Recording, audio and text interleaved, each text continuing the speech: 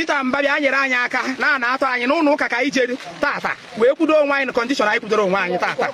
Anyị na-arịọ spika Enugu steeti bịa nyere anyị gọọmenti anyị Hajinus Agụ bịa nyere anyị aka na onwe ka anyị je ka onwe ebe anyị na-agbaje ọzọ akụchara ụmụ anyị anyị ada arahụ ụra anyị mechio anyị mere arakwa na anyị na-ara half sleep mere na anyị aka anyị enweghị ebe ọzọ anyị ga-agbaje. Afọ mbụ ọnọrọgbọ John Mary bizira aka kis n'afọ mana abụ m onye n'oyibo. Oke ino oyibo nke ịdara ụka n'ịnọ ngụ ife mmekọ n'ụlọ ụka mere ka ịkọwa aka n'ọrụ ndị afa ele dị tinye ji wee mee ka anyị mara ebe ele. Oke anyị nọ n'ụlọ ụka so nseme were bịa bụ onye ka akara n'ụka ọ bụrụ na na-egosi ọrụ mana kandụstik adịghị ebe a ọ bụ ịkọkwara ka ọ na ibe achị echere ọkụ anyị aka nọ ebe a na-etu masị so mgbe anyị nọzi n'ime ụlọ ụka by sudden like this na ọ nwere ụmụ nwaanyị na-ebe ọfụrụ n'isi iji anyị ma ha bụ ndị ọfụrụ mana ha amaghị ndị ha bụ so ofu onye bụ my wife so ọ na-akọwa dat na o nwere onye nke ji ihe wee kwechi so onye ahụ bụ onye rubutere n'ebe ọ na-anyị mamịrị sọ ngwa go inside na nwa amara onye ọ bụ maka ọbịa jụọ ya aka na o wee jụọ ya aka si ya atarịta like this ụfọdụ otu osi wee dị jee na-eri anyị nekwa onye ọzọ so nwanne ya nwaanyị na ya nọ ya bara ọsọ ahụ sista ọsọ na onye nwenye ndị adị nwa jidere nụ mgbe ahụ na mwana onwe m nọ n'ime ụlọ ntisenyo so before you know it ha bata ana ha jiche egbe ha rọchọọ semi rọskwuo m onwe m mkpụrụ semi gaba mkpụrụ m na onwe m chikobe ihe ọkụta wee gbara anyị wee pụta from the church banyezi na primary school side na primary school primary school so wee gbara anyị baa n'ime ọhịa with one other brother a na-akpọ Emmanuel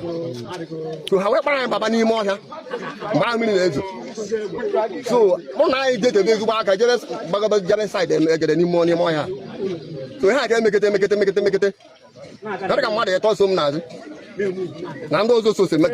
so midu na onye ha fokus so ha eme ka ha gafee m ma ha gafezuru m ka anyị na-aga na onye nke bụ m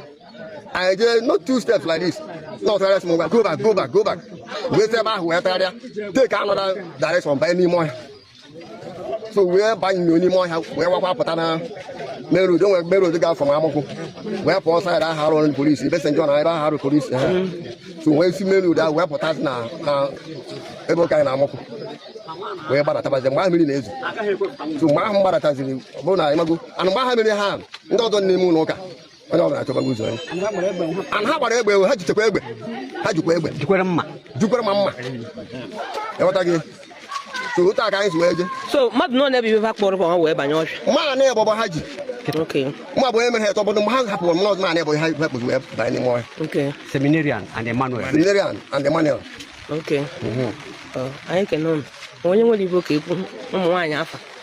Anyị nwere ihe anyị ga-ekwu. Anyị na-arịọ gọọmenti Enugu steeti Peter Mbabi anyere anyị aka na-atọ anyị n'ụlọ ụka ka anyị jere tata wee kwudo onwe anyị na kọndishọn anyị kwudoro onwe anyị tata. Anyị na-arịọ spika Enugu steeti bịa nyere anyị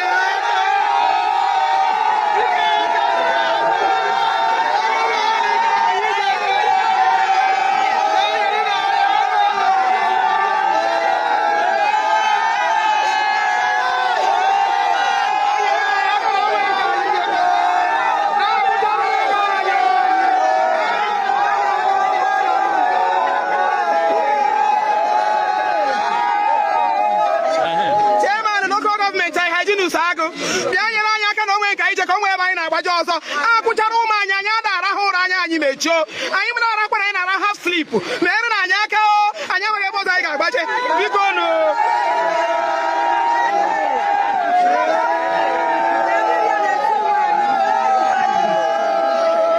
Sinetọ Ositangwu bịa nyere anyị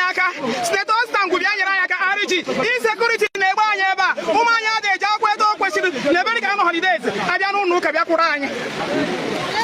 mmadụ na-abụ n'ime anyị abụrụ ihe ha anyị anọghị n'ezumike ị na-anya kịta na ibu mmiri na-ezo anyị ji ọmbrela nyere anyị aka n'ọkụ ụmụ nwaanyị mụrụ ndị a na-ekwu okwu ha